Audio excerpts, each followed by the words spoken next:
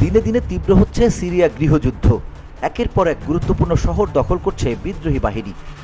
শনিবার দক্ষিণের শহর দারার নিয়ন্ত্রণ নেয়ার দাবি করেছে বিরোধীরা।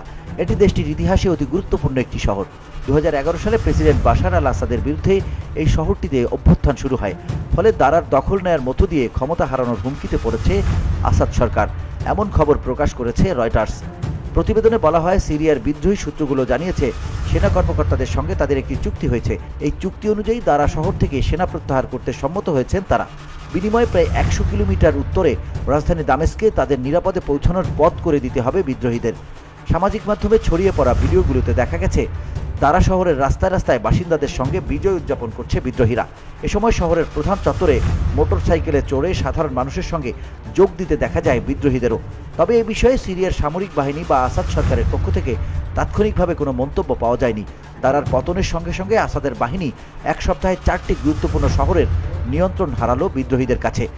সম্প্রতি সিরিয়া সরকারের বিরুদ্ধে কয়েক বছরের মধ্যে সবচেয়ে বড় হামলা চালিয়েছে দেশটির অন্যতম একটি বিদ্রোহী গোষ্ঠী হায়াত তাহরির আল শাম।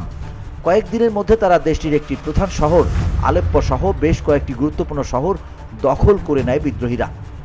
VOD Bangla news desk.